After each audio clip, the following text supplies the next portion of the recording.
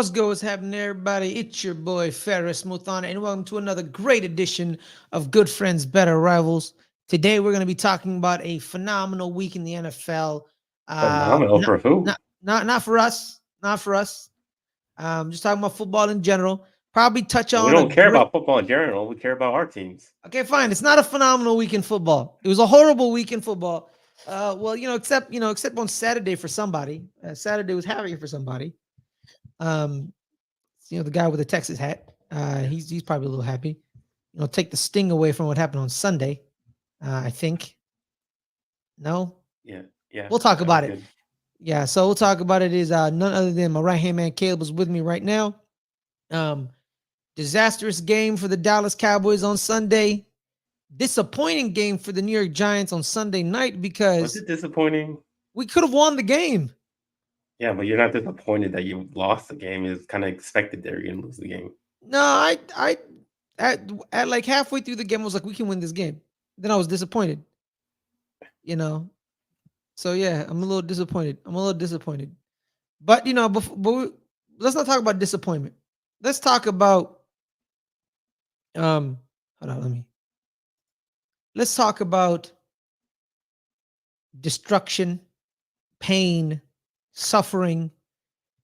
An 88-year-old man yelling at people who doesn't work for him, saying he'll get them You want to talk about fired. that first? You want to talk about that first? Let's talk about that first. Okay. The tensions have boiled over. Cowboys fans are fighting back. Cowboys fans are becoming more like Caleb now. None other than 105.3 The Fan on RJ and Shan. It is Shan. Sean and RJ. Shan and RJ, my bad. Shan and RJ. Sean. Shan Sharif and RJ Choppy with their producer, I believe, Bobby Belt. We're doing their interview with Jerry Jones this week. It was a lot of mixed information. A lot of people were saying the Cowboys own the station, and I'm like, No, what? they're affiliate. They're Yeah, just like a lot of teams have their radio station affiliate. yeah. They don't own it. They don't own it. Exactly. So it threw me off. Initially, it threw me off. Not that he doesn't have the power to do Fire whatever them. the hell he wants. Yeah. He probably, but he has he a lot doesn't of write their influence. checks. He has influence. He doesn't write. But he has influence. Yes. They questioned him on his offseason moves and the way the team is built, and he threw. Caleb, can I call it a hissy fit? He threw a hissy fit, Caleb. Yeah, you call it whatever you want. It's he wanted to find some glory, but couldn't find nothing. I want me some glory hole. But not for you, Jerry. No glory hole for you, Jerry. You were questioned by your fans. You were questioned by people who are basically kind of told to not really question you, kind of softball interview. And I listened to a piece of it, Caleb. It didn't feel like they were asking him they're asking him questions. They asked him nothing tough. I mean, they asked what any fan. I mean, that's basically their extension of what fans want to know about the team. Like, why did you make the decisions? Why is the team like this? Why are they playing so bad? And you're responsible for putting this team together. So tell me why what got you to the decision that you came to? What got you to the conclusion that you came to put these pieces like they are? Why didn't you do anything in the offseason when you said you were all in? I mean, that's not too hard to ask. I mean, that's just basically explaining what the hell's going on with the team. And he was like, how dare you question me? How dare you?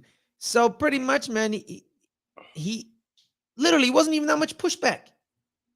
It was it's mind-boggling how this man, because Caleb, here's the thing. I was on LBHT and I finally said it right.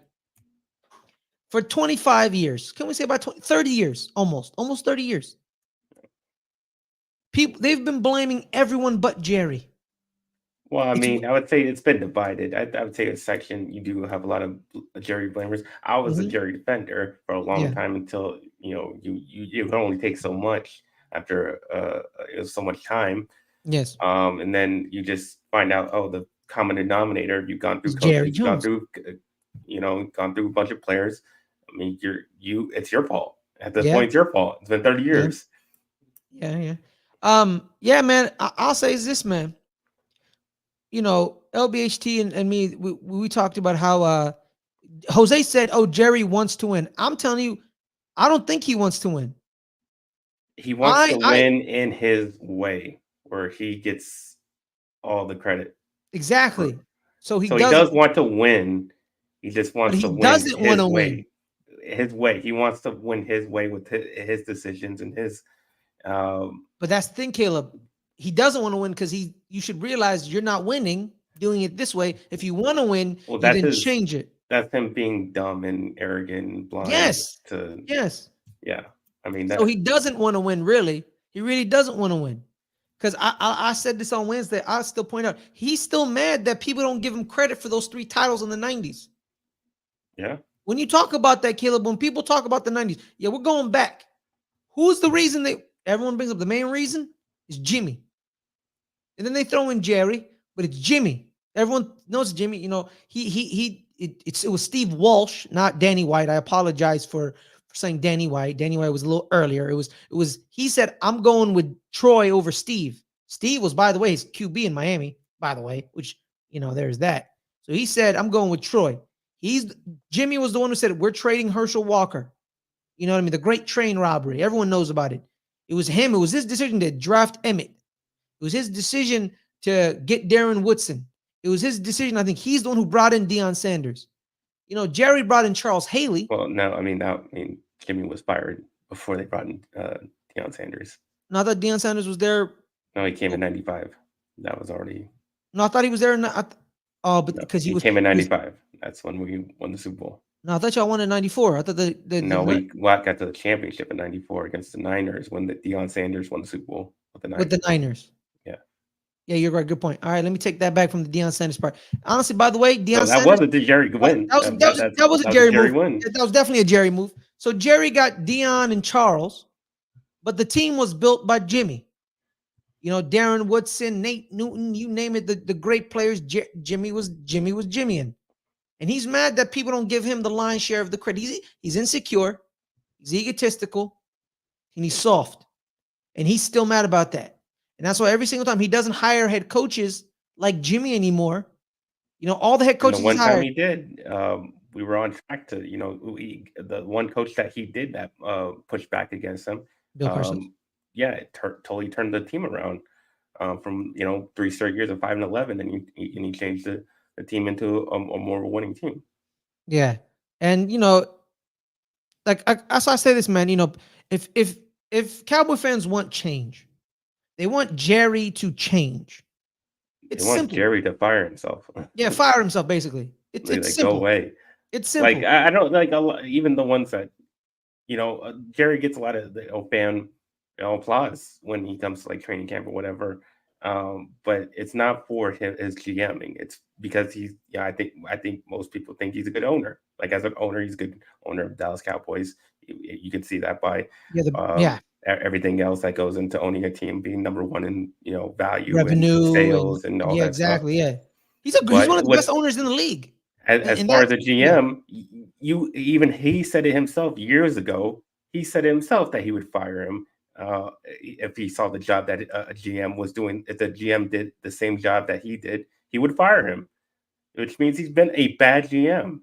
He's been terrible.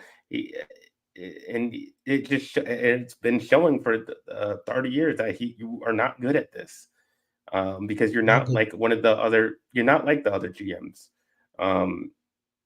The other GMs, they watch film. They are former personnel guys that have done the nitty-gritty work of watching film all day and former area scouts.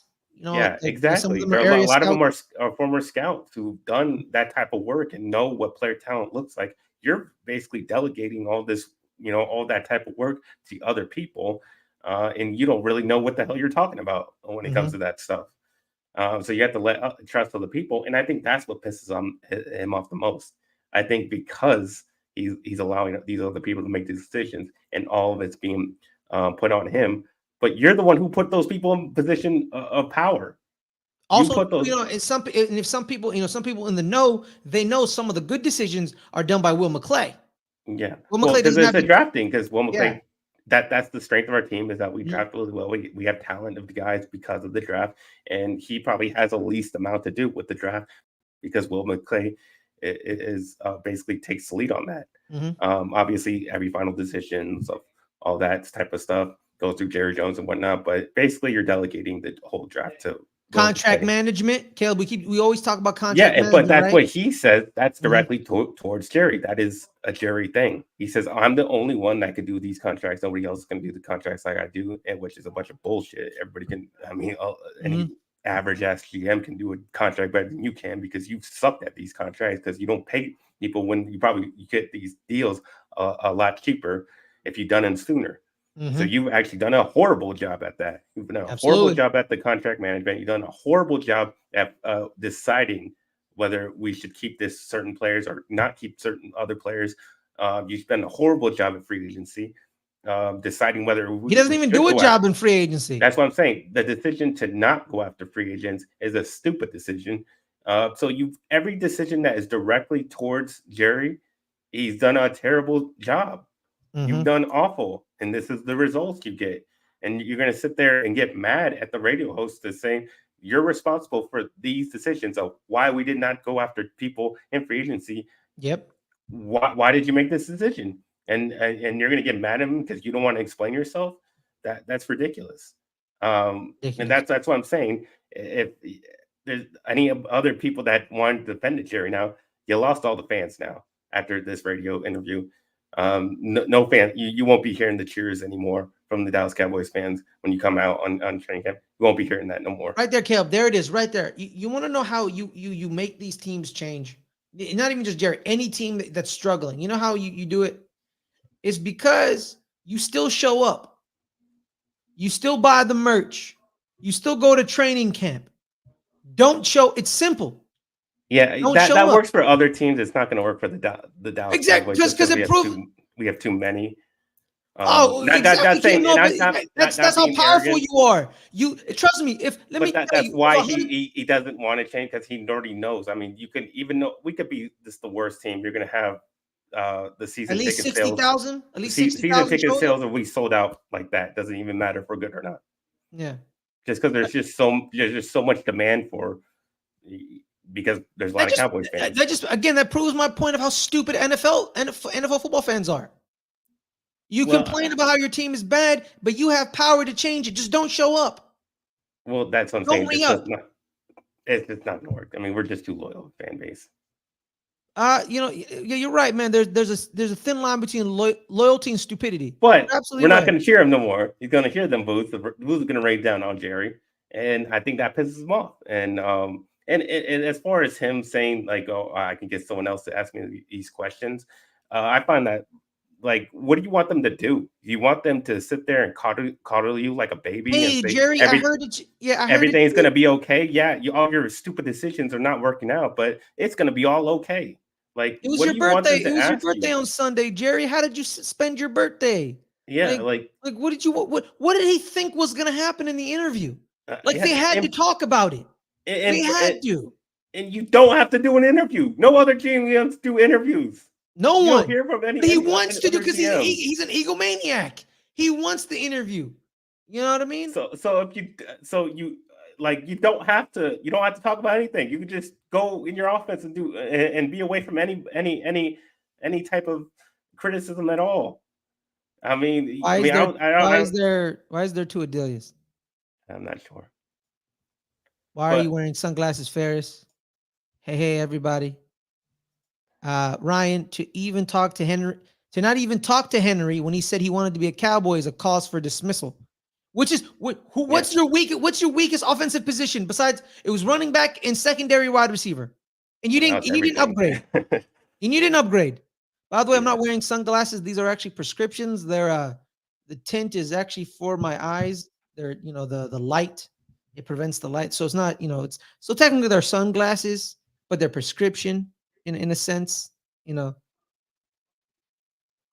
you changed your profile pic in the middle of the show? Who does that? She does that. Oh, well, okay, whatever. It's whatever. But yeah, man, it doesn't. You could just sit in your house and eating your custard. Just be an owner. Like, why can't you just be an owner? I don't understand why. Well, you still get to hold up the trophy if we win the Super Bowl. You still get to be there. Exactly. So I just don't understand why you have to be the GM. He doesn't get it, man. He honestly doesn't get it. I hear from John Mara, Caleb, my owner. I hear from at the beginning of the season, the middle of the season, and at the end of the season. Less than 5 times. Jerry Jones, every week, he's doing an interview, either on a radio show or in the interview pit where the mics, you know what I mean? It's just constant, nonstop interviews. Like, bro, you need to quit. Because here's the thing, too. Even if he fires himself, who is he going to replace him with? His son? Hopefully, you know, Mr. Hopefully Salary Cap hopefully Guru. Yeah, well, you know, his son is also the salary cap guru who tells his dad, "Oh, we can't sign this person because our salary cap is messed up." The salary cap ain't real. Stop saying that. I'm sick and tired of people saying it's real because it's not. Because if it was real, the Saints should be like every year should be in destruction. Well, they are going to be in destruction next year. We say that every year, Caleb. We say that every year, and guess what happens? They don't look very good right now. So. Well, that's just play on the field. But every year it's like, oh, they're 20 million over the salary cap, and then week 1 they're $5 million under the salary cap, and you're like, how? How did that even happen? You know, how do you even do that? How do you even do that? So it's whatever. Team right now. That's why. No, but they weren't a good team last year, and they weren't a good team the year before. Exactly. So they're over the cap, and they're not. And the result is that But when the season starts, they're always under the cap somehow. Yeah, because they get rid of their talented guys, and now now they suck. Well, no, they've kept Demario Davis for over 10 years. Mm-hmm. They've kept Tyrann Mathieu for a couple of years. Marshawn Lattimore is still there. And what's that done for them? Well, that's because they're defenders. Their best players on offense anymore. Okay, that's what I'm saying. They need a quarterback. They just need a quarterback. They have no quarterback. Well, you got to pay a quarterback. You can't pay a quarterback when you're always over the cap. No, you got to draft one. You got to be bad. They're never bad. That's the problem. They're always like in the middle. They're always in the teens. Yeah, because they pay a lot of guys, but they don't have the right guys. They don't tank. That's their problem. The problem is they don't tank. They should tank, but they don't want to tank.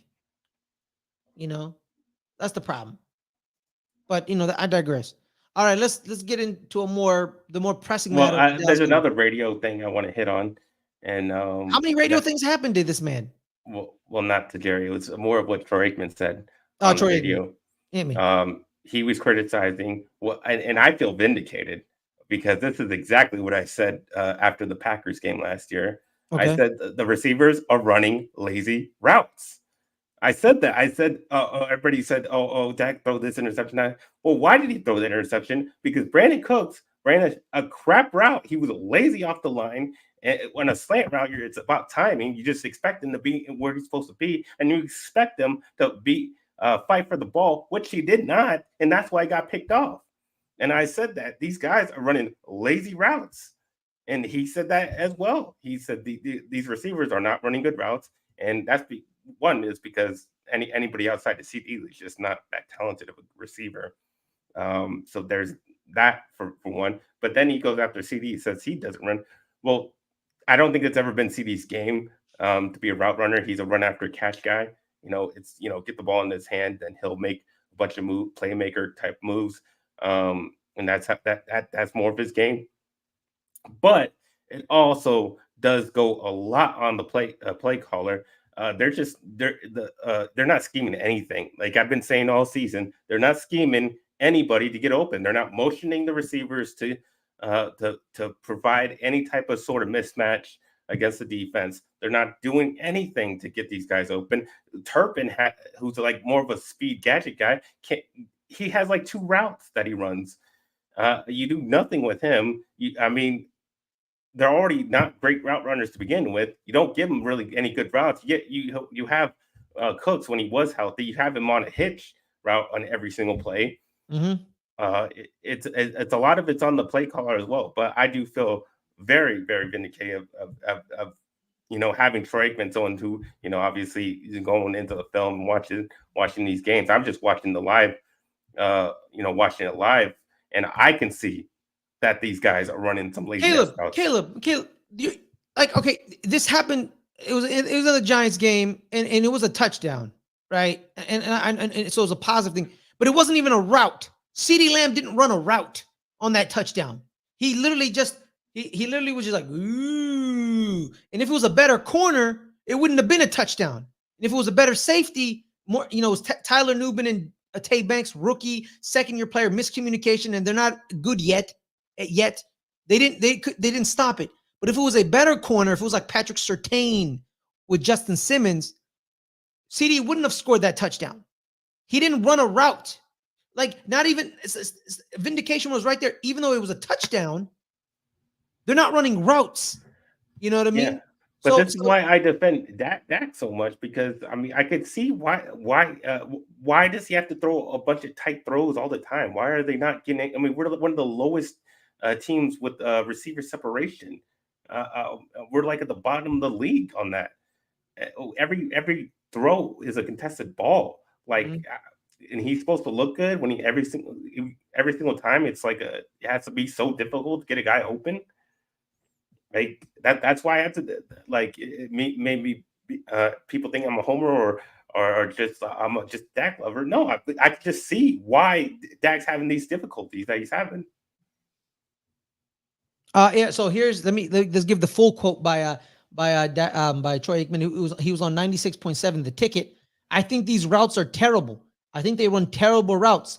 It's hard to play the quarterback if you're not certain how your guys are going to. How your guys are going to run routes or where they're going to be. And I'm not speaking for Dak. Dak may say, hey, I think their routes are amazing. But as a former quarterback watching it, it's got to get a lot better. So, yeah, that's what it is right there. That's why I've been saying since the Packers game. I've been basically saying, like, these routes are bad, that we can't get nobody open. And that's basically the reason. So that's why I've defended Dak on why sometimes he doesn't look great, and sometimes I'm not saying all the time that he doesn't throw shit balls sometimes, because obviously that he does, but why can't he have some easy throws too? Why can't he? Yes. He doesn't have any easy throws. Yeah, man. All I'll say is this, man. It's an embarrassment. It's an embarrassment, but you guys have been an embarrassment for 25 years, so it's kind of par for the course. Well, you've been embarrassment for the last 12 years, so. Well, sure. I should know about embarrassments because I'm a New York Giants fan, so I know. Should we talk about the game? I mean, yeah, let's talk about. Was it really a game though? No, it wasn't. It wasn't a game. It was even worse to watch in person. Oh yeah, I would. Yeah, you know what? I feel sorry for you and your dad. Jesus, Mary. But it's like there's not that much to talk about, considering it's just the same problem. It's basically, you could look at the Saints episode or the Ravens episode or any of the Packers episode of Good Friends, Better Rivals, and I'll be saying this exact same thing, because it's the same problems. We can't stop the run. Yep. Except if you're against the New York Giants, then apparently stopping the run is very easy for you. Well, I mean, it's the New York Giants. But I'm just saying, man. But that's why I didn't get all happy and glad or say our run game or run defense is fixed now, just because we stopped the following week. The Giants. You guys gave up over 200 yards the following week, which is funny. No, we didn't. We actually stopped the Steelers. Really? Well, yeah. No, I think we stopped. Oh no, you did. No, you're right. You did. I talked about with yeah, but it didn't give me any indication whether this run defense was. God, it was the Steelers the following week. That wasn't. I still felt bad. I still didn't think it was fixed. I thought it was still a bad run defense, and it showed in this game. Okay, now we actually play real offense, and we don't look good. And then it's worse when you don't have your pass rushers, and it's worse when your defensive backs are getting beat like a drum all game long with these speedy receivers. And that's basically it. We just have no speed on this team at all. And I think it shows when we go against a team that does have speed. You can see a massive difference when they play each other. But a problem I didn't see coming was how bad the offensive line would look this season. Yeah, I thought they would be pretty good, honestly. I didn't really have too much problems. Obviously, Tyler Guyton lost, but he wasn't doing that well anyways. So you move Tyler Smith at the left tackle. You have TJ Bassett's guard. And yeah, it just all was just a big old mess. They couldn't run block, couldn't pass block. Dak was getting sacked. And then the I mean, what's even the most terrible part is that Zach Martin just looks like he's on a super decline. He does not look the same at all, and it might be his last year with the Cowboys because he doesn't look good at all. Like he does not look the same Zach Martin that we've always been seeing. He's struggling. I mean, he might have an injury that he's just not telling anybody or letting anybody know, and he's just telling do it because that's Zach Martin. He'll just won't even say anything. He'll just play through it. But he just doesn't look the same, and he's struggling out there. And we have struggles on both tackle sides. Both tackles are just bad right now. Considering Tyler Smith, that's obviously has the move out there, and Terrence Steele is not doing anything on the right side. So that I think the best one has been Cooper Beebe. He struggles with certain stunt moves, but when the guy's just right on top of him, he's also playing center. He takes care of his guy. When a guy's just one-on-one with him, he does pretty well when it's just that. But yeah, I mean the receivers, like we've already talked about that, it's not good. We have no running backs. They're terrible, and it shows how terrible. And which I don't understand why they gave more carries to Zeke after a game where Rico Dowell had a pretty good game against the Steelers. Yeah, and 87 yards. Yeah, but then all of a sudden in this game you give more carries to Zeke. Why? Like you just saw what Rico Dowell could do if you give more carries. Why would you not give more carries? Either Mike McCarthy's an imbecile or he didn't make that decision.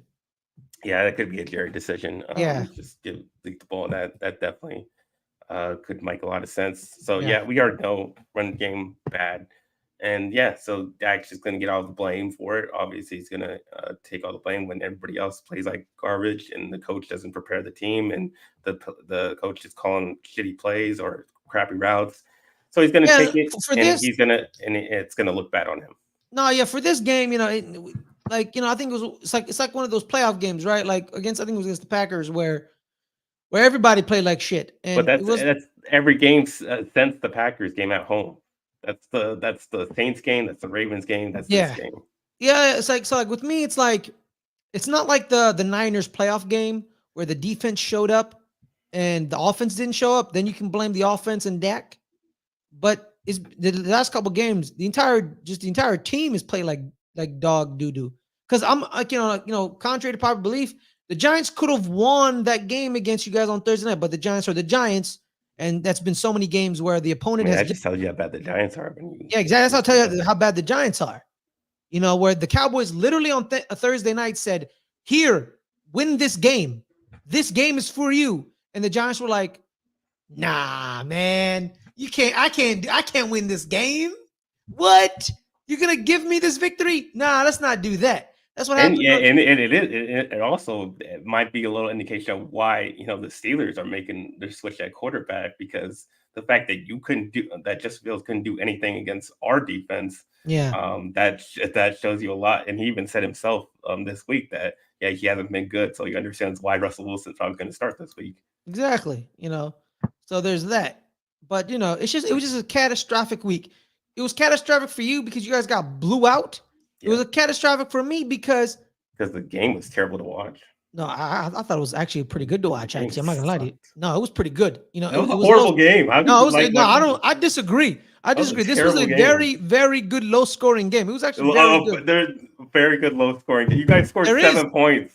But there were moments of brilliance on the defense. What moments? You scored 1 touchdown. Defense. It was defense. I'm talking about the defense. It was a good game to watch. The problem is, man, I swear to God, it's okay. It's been going back to, I keep always bringing up the Thanksgiving game against the Cowboys that year, where the Cowboys, it's been like this for the past couple years, where the Cowboys have literally said, you guys didn't score till the third quarter. No, we didn't. But they were only up by like 7-0. How was that good to watch? It was really great to watch. I'm not gonna lie to you. I was very excited. Like the Cowboys on Thanksgiving that night, they literally said, "Hey, New York, win this game." Dak threw 2 interceptions. We couldn't get no points. Nothing happened. Every time there's a game against a team we shouldn't be beaten, but that team gives us a chance to beat them, And there is a chance to beat them, but something happens because our quarterback can't make the plays necessary. He just can't.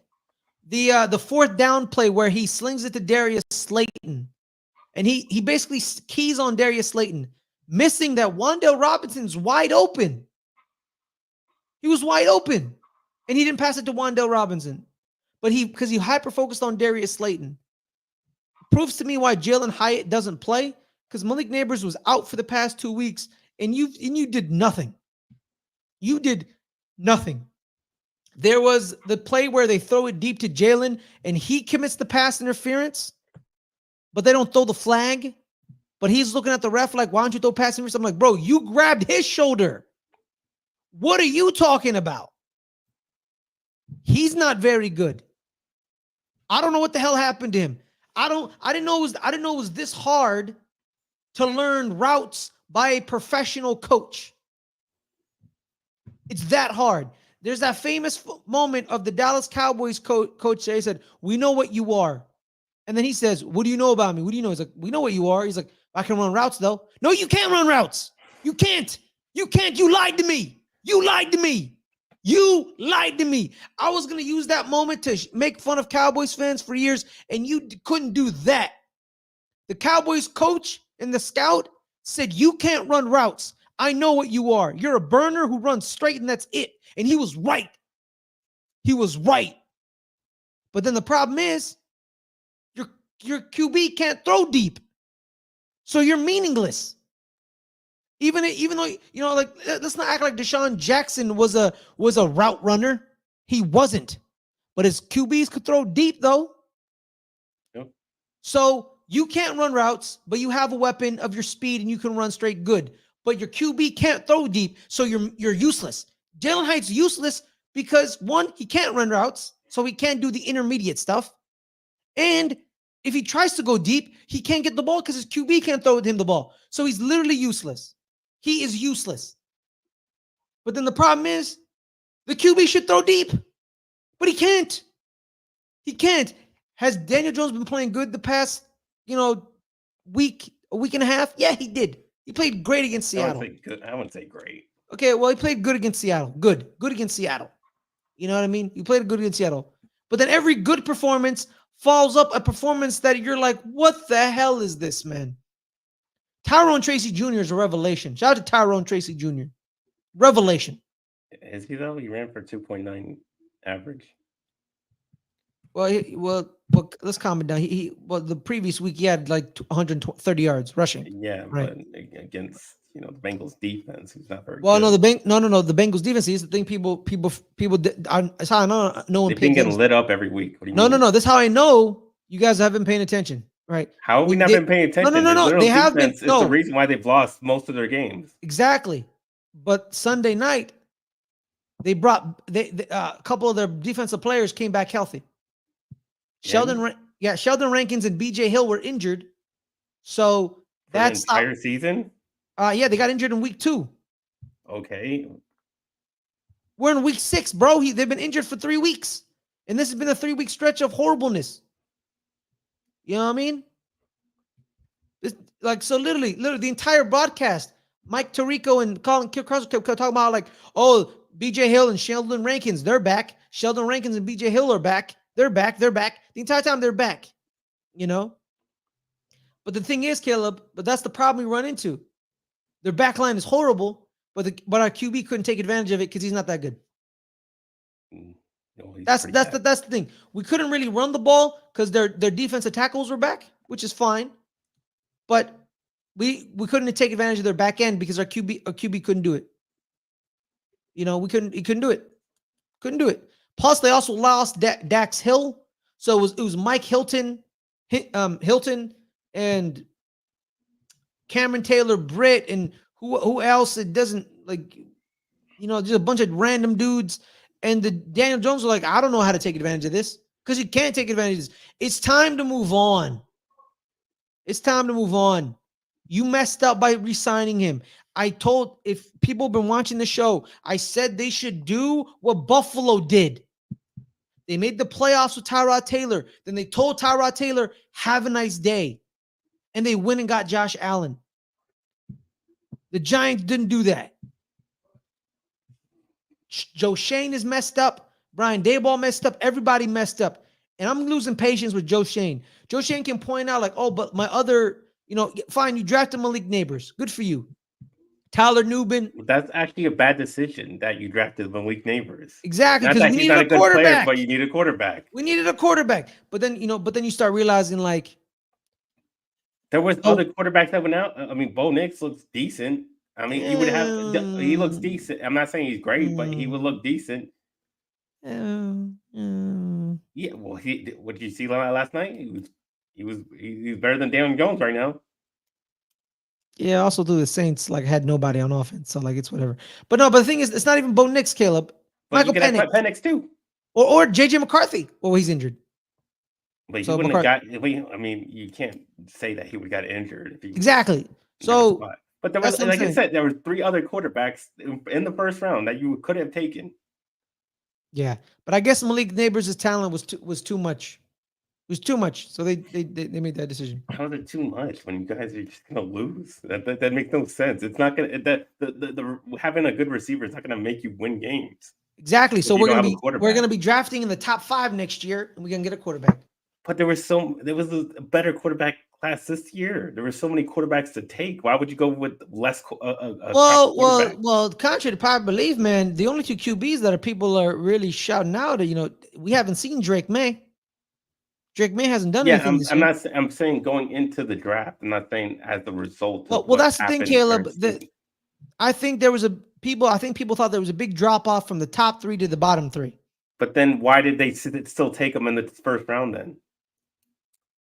Because people obviously they didn't feel that way. Obviously they also 2 QBs they get overdrafted all the time. QBs, man. But that's the point. Just overdraft them. Who cares if they don't work out? Do it again. That's a good point. But that's not the point. But that is the point. That's the past. Until you have a quarterback, we gotta move forward. Keep drafting them. That's the past. We gotta move forward. Moving forward, I don't think we're gonna lose enough games to get in the top 5. So we're screwed. I don't think so. We're going to win a game we shouldn't win, and we're not going to get a top 5 pick. That's what happened last year with Tommy DeVito. DeVito beat the Packers on Monday night. He beat the Commanders. Well, throw Tommy DeVito out there, and then you won't win anything. Man, somebody shoot me, man. Well, man, no, because they're wasting this defense, man. I actually have a chance this week, but. Yeah. I think we beat. I think we beat the Eagles. I think we beat them. We're gonna talk about the preview. No, not yet. I want to talk about how we're literally wasting this defense. Okay. What a great performance on Sunday night. Azeez Ojulari showed up. 2 sacks. He had 2 sacks, and he would have a third if he wrapped up and put Joe Burrow down, but I think he tried to strip the ball, but he missed the strip. Dexter Lawrence is a monster. Bobby Okereke played with. Yo, man, our DBs played good. They played good. They played good. Not great, but good. T. Higgins had some great catches, but it was pretty tough to get those catches. Jamar Chase didn't really have a good game, compared to Jamar Chase standards. The third down play that they converted with Andre Isovas, their guard holds Brian Burns, so it should have been a holding penalty.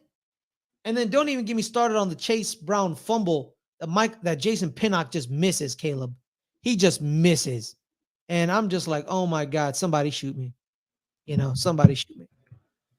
But I'm still going to be alive next week. So let's keep it moving. But before we keep it moving, guys, thank you guys for joining us. Make sure to hit that like button, hit that subscribe button, as well as join our coffee channel, our coffee page, coffee.com/LJ_network.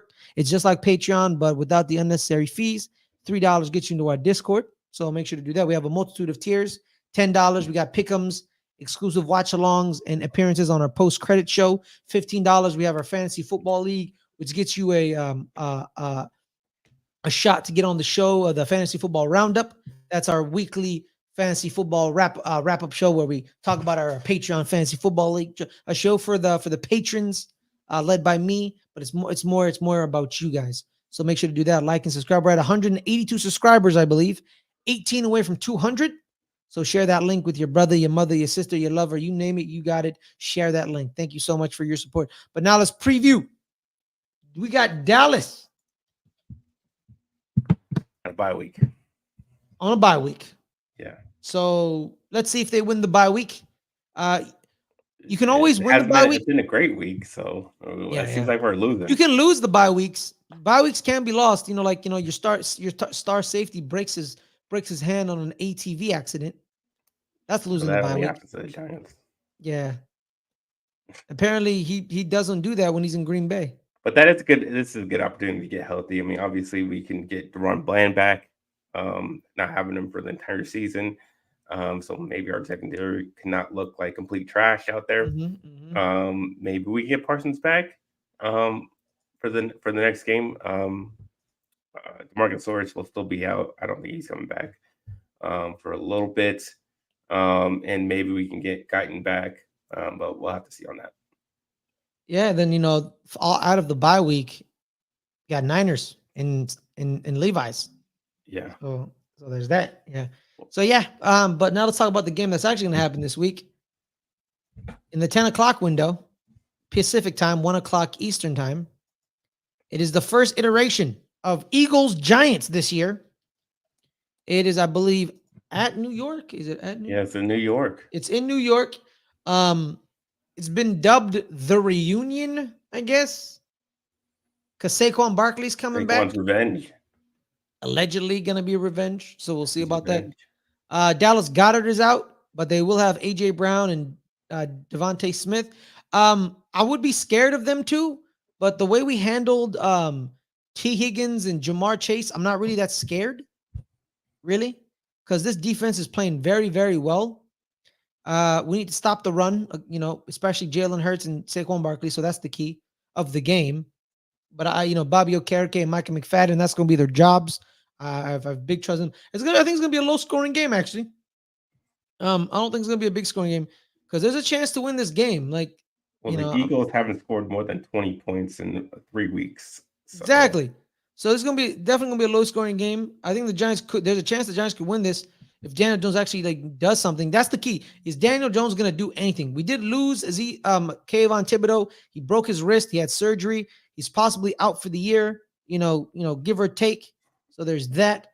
Shout out to Jose. How you doing, Jose? Shout out to you. What up? So the Giants could win. I think they're going to win because of the emotion.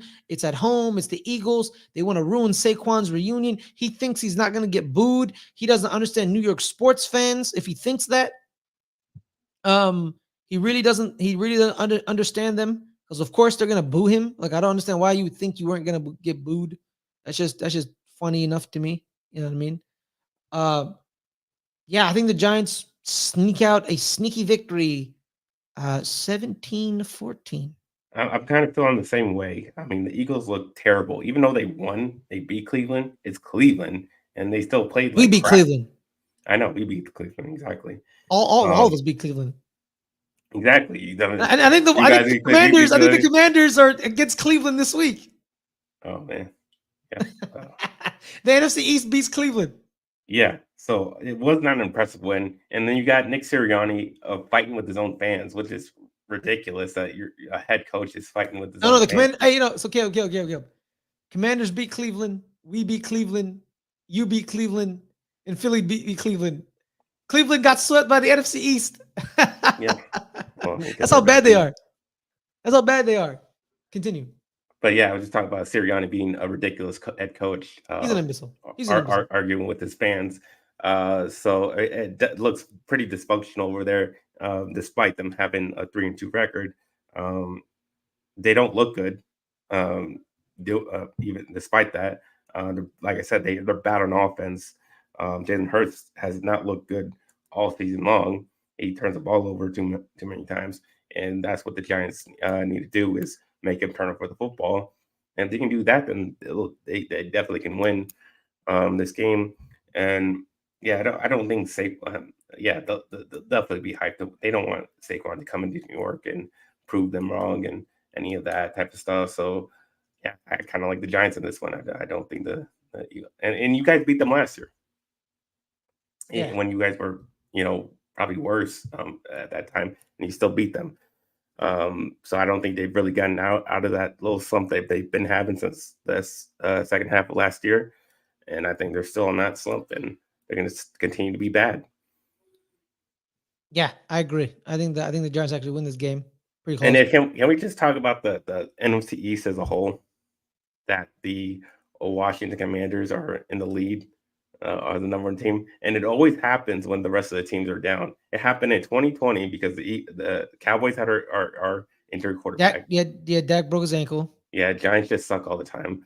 We almost won the NFC East that year. They did, and the Eagles were at bad Carson as Wentz. well. That's the year they fired Doug Peterson. But again, in 2015, Romo gets hurt. Mm-hmm. Eagles are bad. Giants were always bad, and the Commanders win the division. Yeah, they always win when all the other teams are down. Caleb, there hasn't been a repeat winner of this division since what? 2000 what? 10? No, 2004. 2004. Was you? It was Philly. It was Philly. 04, 05. It was 04 and 05. No, 2003, 03, 04. So, okay, then 05. You guys won the Giants won it in 05. Yeah, then from 05 to now, there hasn't been a repeat winner, man. It's just insane, bro. It's insane. And every year when we think the Cowboys are going to repeat, the Eagles do it. Right? Yeah. The Cowboys are going to repeat, but then the Eagles beat them by a game because the Cowboys lose a game they shouldn't lose, right? The Commanders beat them or they get beat down by a couple of, like the Ravens or the Niners, you know what I mean? And then the Giants haven't won the division since 2011. Like they haven't, which is, and we won that division we were 9-7 that year. Yeah, you beat 9-7 in the final game. Yeah, we did. Yeah, shout out to that. Then we beat Tampa Bay at home in the playoffs. Then we went to Candlestick, and no. Then we went to Green Bay, beat Aaron Rodgers, 15-1 Aaron Rodgers in Green Bay, and then we went to Candlestick, and that defense committed assault on Eli Manning.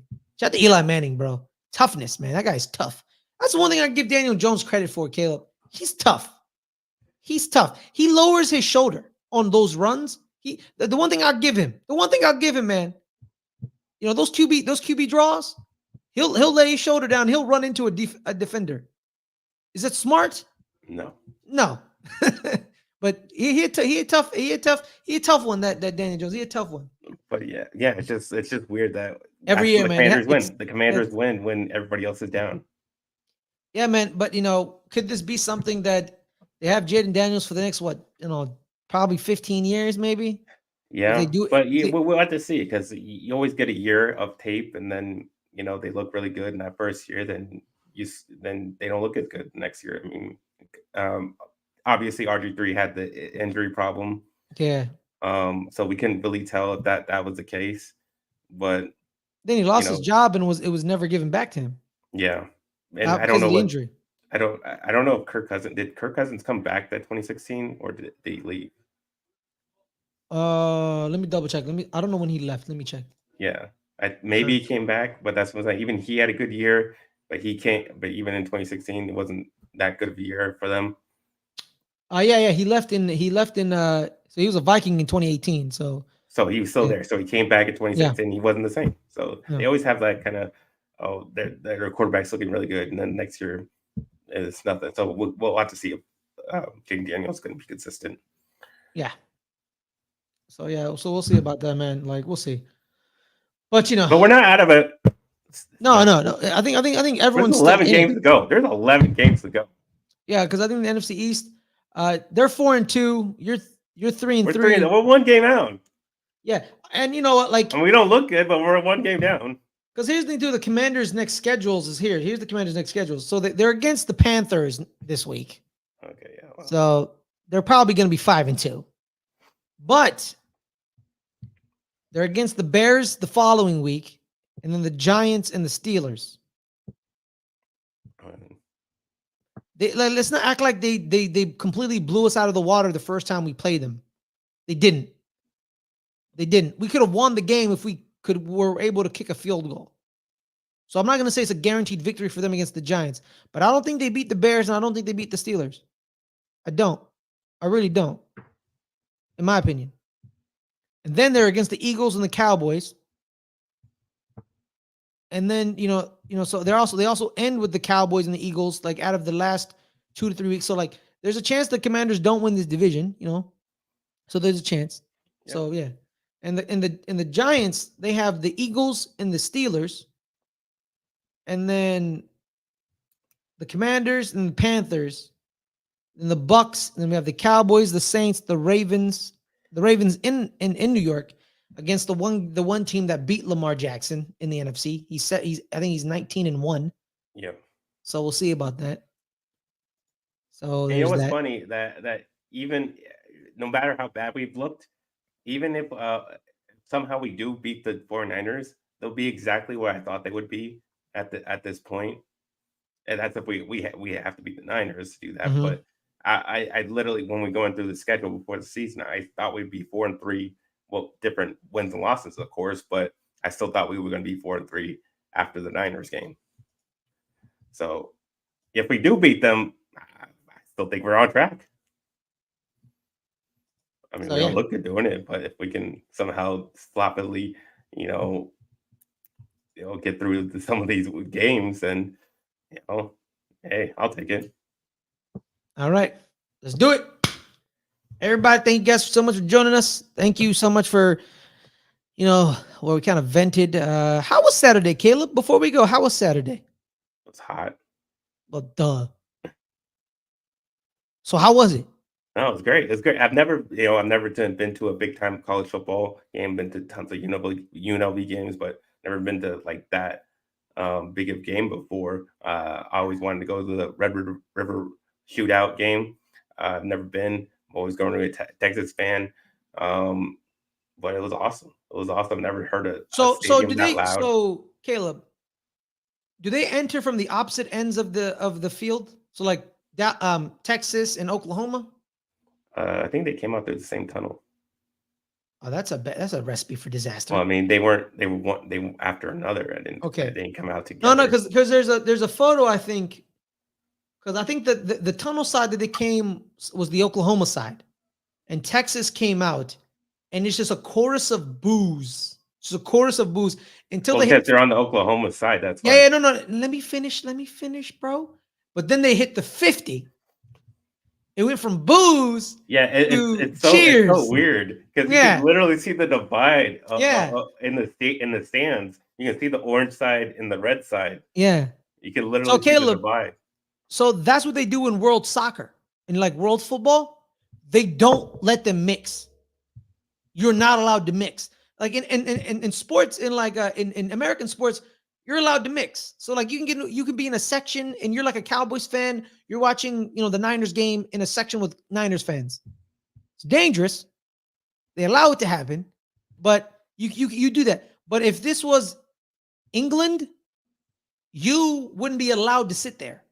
You would get your own designated area of just Cowboys fans. Just Cowboys fans. Just you guys for safety purposes. And this is the closest thing to it. They split right down the 50-yard line. You get one side, you don't mix. There's the occasional orange person in the maroon, which I don't know why you would do that, by the way. You're crazy. Well, I didn't think the Oklahoma fans were that bad. I mean, they have their stuff to say, but it's not like they were like. Yeah, they didn't seem this is not a very violent rivalry. Yeah, I didn't think the Oklahoma fans were that bad. They was like, yeah, well, we're gonna beat you and all that type of stuff, but they weren't like, crazy. I've seen different fans be way crazier than what the Oklahoma fans were. But yeah, that was great. I mean, like I said, never heard a stadium that loud before. It's the Cotton Bowl, right? It's the Cotton Bowl. The Cotton Bowl. Yeah. Dallas, the Dallas County Fair. Yeah, the fair. Did you get any food? You go right through the fair to get into the stadium. Did you get any food? Oh, I got so much food, dude. I tried everything. Did you? So you stopped being a vegan for one day? Yes, I did. Well, for like the entire time I was there. Yeah. So yeah, I tried every single type of thing. Deep fried corn dogs, deep fried Twinkies, cotton candy. Yeah, I had a deep fried brownie. Deep fried brownie. How was that? was pretty good. Oh, nice. Yeah, I had a bunch of different types of meats that they had. That was great. Yeah, that's good, man. That's a bucket list item. Yeah, I mean, it was. I always wanted to do that. I was like, I want to go to the State Fair. I want to go to the Texas Oklahoma game. Yeah, and I finally got to do it. So walk in with a major Applewhite jersey. That's my go-to. Yeah. No, not really. I would wear like a Ricky Williams jersey. Well, you know that's incorrect. I would probably wear like an Earl Campbell jersey. You know what? That's wrong again. Michael Huff. Yeah, it's so random, right? That's the thing. It'll be random as hell. It's like Michael Huff? What? But now I would wear an Oklahoma jersey, a Jason White jersey. No. Hey, whoa. It's not like me and you would go together. Why not? Okay, fine. You're inviting me. Cool. I thought you would invite me. Oh, I gotta invite you. I'm not a Texas Oklahoma fan. Well, you're the one who wants to go. That's true. I do want to go. See, well, there you go. That is true. Okay, but if I go with you, I have to wear the Texas gear then. That's true. Yeah, I got to. You know, so I got to pick a player. Major Applewhite. Yeah, definitely Major Applewhite. Yeah, just have the word Applewhite on my back. Yeah. Who names their child Major? I don't know. Applewhite? What is that? Yo, man, every time someone used to talk about him, and when someone said Major Applewhite, I never thought football player. I thought of like Army general. You know what I mean? Like why are we talking military right now? It's like, no, Major Applewhite's a quarterback, Ferris. It's like, why is his name Major Applewhite? That's wild. Shout out to Major Applewhite, man. You had a great name, my guy. That's first team. That's first team all name. That's first team all name team, bro. You know what I mean? Like the Coldest Crawford. You know what I mean? Like that's you want to know a great name in college football that no one really talks about anymore? What's that? He was a safety for Air Force. His name was Weston Steelhammer. That's a poor name. What? That's a poor name. That's a poor name. Yeah, sure. If you want to go there, that's Weston Steelhammer. I wasn't going there. How was that? I don't know why you went there. Because that's what they call themselves. That's like the most poor name. You know what I mean? You know that. I didn't go there. All right. This is a man fighting for our freedom. Guys. Weston Steelhammer. What do you think a Steelhammer is? I know, okay. I know. But I wasn't going there, mister. Jesus. He's an Air Force cadet, man. Gosh, where can people find you, Caleb, so they can chastise you?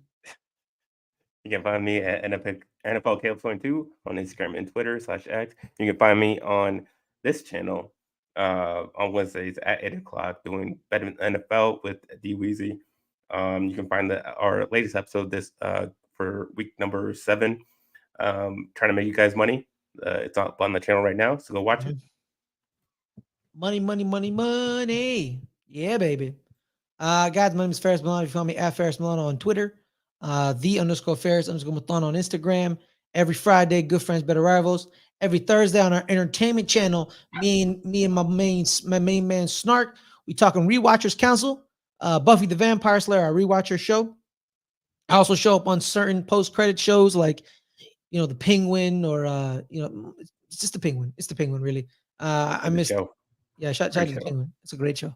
I need to watch this week's episode, but I have time. It's fine. But on that note, everyone, thank you guys so much for joining us. Hope you guys having a wonderful time. Thank you guys for joining us in our vent session. It's usually a vent session of we're just mad. I've never ever seen us happy. Like literally never happy. And then the problem is when one of us is happy, the other one is also not happy because that means our travels are doing good. Like if I win a Super Bowl, Caleb's not going to be happy. Oh no, it'd be awesome. Exactly. And and when the Cowboys win a game, I'm never happy. You know what I mean? One day I wish they'd go 0 for 17. I'm not gonna lie. I really hope that one day. That'd be amazing. But on that note, everyone, have a wonderful time. Stay safe, stay cool. See y'all next week. Hopefully, double victories. Well, we have